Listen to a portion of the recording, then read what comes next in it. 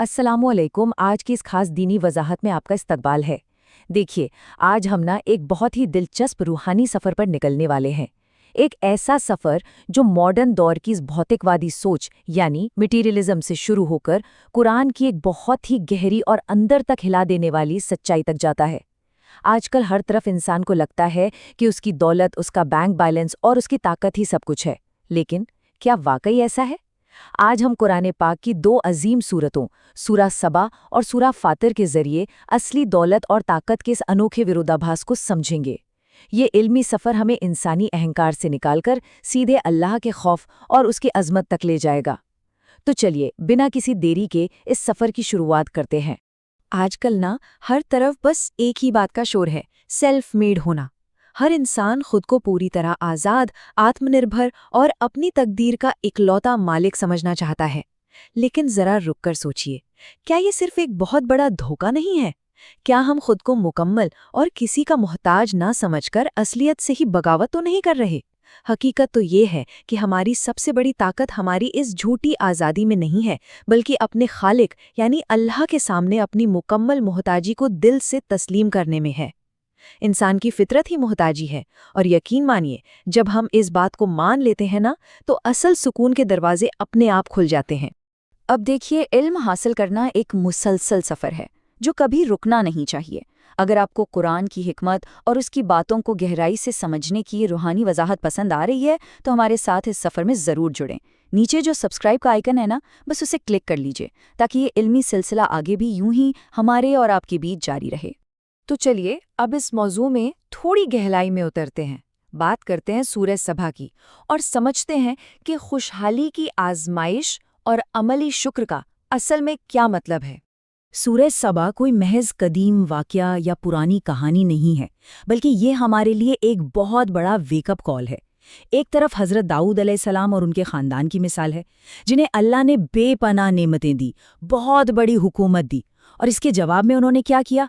उन्होंने अमली तौर पर अल्लाह का शुक्र अदा किया, पूरी आजिज़ी के साथ। और दूसरी तरफ यमन की सबा रियासत, उन्हें भी बेहिसाब दौलत मिली, लेकिन उन्होंने इसके जवाब में सिर्फ अहंकार और गफलत दिखाई।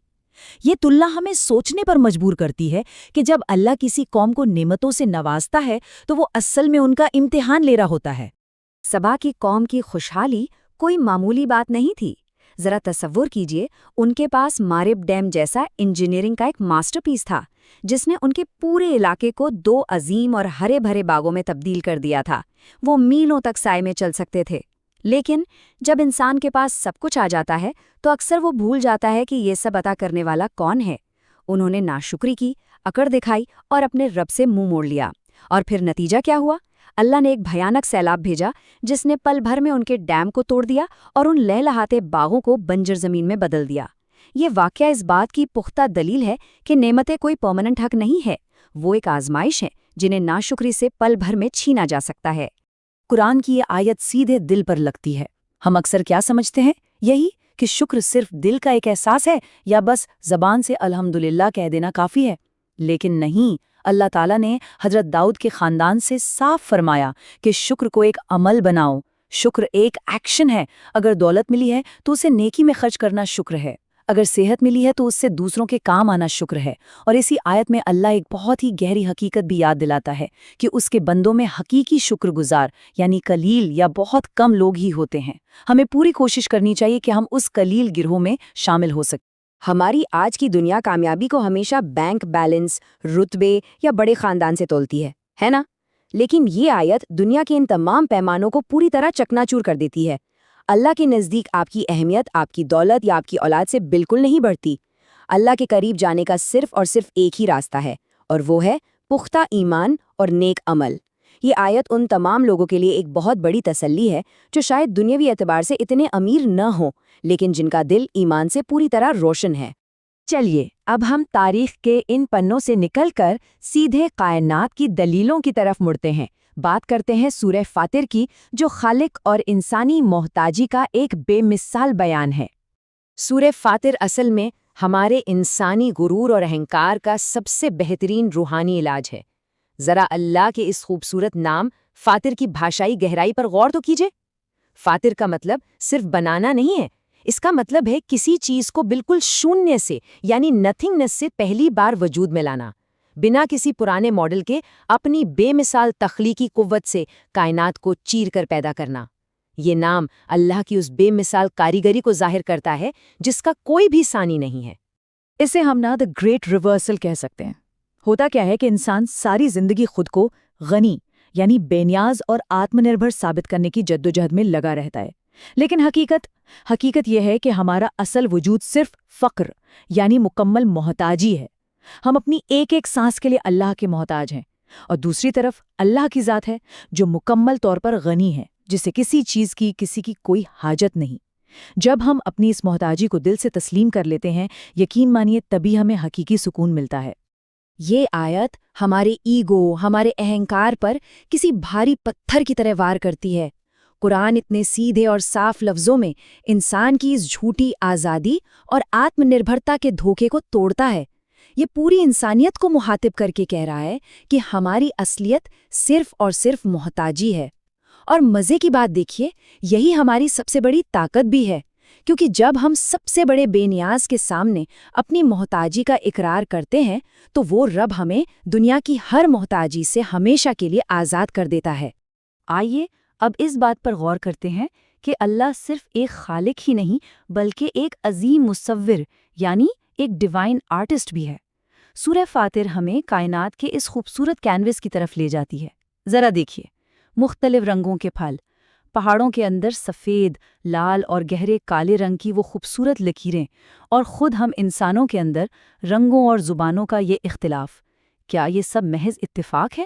بالکل نہیں، یہ اس بات کی پختہ دلیل ہے کہ ایک ہی خالق ہے جس نے اس بے مثال خوبصورتی کو ایک ہی قانون کے تحت پیدا کیا ہے۔ کائنات کا ہر رنگ ہمیں توحید کا پیغام دے رہا ہے۔ یہاں ایک بہت بڑی غلط فہمی کو دور کرنا ضروری ہے۔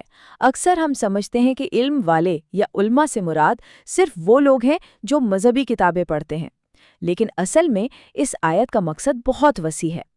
جو کوئی بھی کائنات کی حقیقت کو گہرائی سے سمجھتا ہے، چاہے وہ ایک ایسٹرونومر ہو جو تاروں کی گردش دیکھتا ہے، یا ایک بایولوجسٹ جو انسانی سیل کی بناوٹ پر غور کرتا ہے، جب وہ اس کائنات کے پرفیکشن کو سمجھتا ہے تو اس کے دل میں اللہ کا خوف اور اس کی عظمت اپنے آپ پیدا ہونی چاہیے۔ حقیقی علم وہی ہے جو ہمیں اللہ کے اور قریب لے جائے۔ اب آتے ہیں ایک بہت ہی دلچسپ موضوع پر، جڑواں صورتیں یعنی تعریف کا ایک روحانی پل۔ قرآن کی ترتیب میں کوئی بھی چیز بنا مقصد کے نہیں رکھی گئی ہے۔ سورہ سبا اور سورہ فاطر کے درمیان ایک بہت ہی خوبصورت رابطہ ہے۔ کیا ہم نے کبھی اس بات پر غور کیا ہے کہ یہ دونوں صورتیں بالکل ایک ہی لفظ سے شروع ہوتی ہیں؟ جی ہاں، الحمدللہ۔ یہ ایک مسلسل تعریف کا پل ہے جو قرآن کے بالکل بیچوں بیچ موجود ہے۔ ایک سورہ تاریخ میں اللہ کے انصاف پر اس کی تعریف کرتی ہے، اور دوسری کائنات میں موجود اللہ کی بے مثال کاریگری پر۔ یہ ہمیں سکھاتا ہے کہ چاہے انسان کا گزرا ہوا کل ہو یا اس کے چاروں طرف موجود قدرت، ہر چیز پکار کر اللہ کی تعریف بیان کر رہی ہے۔ تو ان سب باتوں کا ہماری عام زندگی سے کیا لینا دینا ہے؟ چلیے اب ان صورتوں سے ملنے والے عملی روحانیت کے سبقوں پر بات کرتے ہیں۔ یہ سب باتیں محض پرانی کہانیاں یا تھیوری نہیں ہیں، بلکہ ہمیں اپنی روزمرہ کی زندگی میں انہیں اتارنا ہے۔ سب سے پہلا عملی قدم یہ ہے کہ جب ہم الحمدللہ کہیں تو وہ صرف زبان سے نہ ہو بلکہ ہمارے عمل سے بھی وہ شکر جھلکنا چاہیے۔ دوسرا کام، اپنی دعاؤں میں اللہ کے سامنے اپنی محتاجی کا بار بار اقرار کریں۔ کہیں کہ یا اللہ میں محتاج ہوں اور تو ہی بے نیاز ہے۔ اور تیسرا، جو آج کے دور میں بہت اہم ہے، جہاں ہر وقت نئی چیزیں خریدنے کی ہوس پیدا کی جاتی ہے، وہاں خریداری سے پہلے صبا فلٹر کا استعمال کریں۔ یاد رکھیں کہ بے حساب نعمتیں جو ہمیں اللہ سے دور کر دیں وہ صبا کی قوم کی طرح بربادی کا سبب بھی بن سکتی ہیں۔ اس لیے قناعت یعنی جو ملا ہے اس پر دل سے راضی رہنا سیکھیں۔ اور اب جانے سے پہلے آئیے ہم سب ایک بہت ہی اہم سوال پر تدبر کریں، یعنی گہرائی سے سوچیں۔ آج ہمارے پاس ایسی کون سی نعمت ہے جسے شاید ہم معمولی سمجھتے ہوں یا ٹیکن فار گرانٹیڈ لیتے ہوں، اور آج ہم اس نعمت کے لیے صرف زبان سے نہیں بلکہ کسی خاص عمل کے ذریعے اللہ کا شکر کیسے ادا کر سکتے ہیں؟ اس پر ضرور غور کیجیے گا۔ یہ ایک سوال ہماری زندگی کو دیکھنے کا پورا نظریہ بدل سکتا ہے۔ آج کی اس دینی وجاہت میں بس اتنا ہی۔ اپنا خیال رکھیں۔ اللہ حافظ۔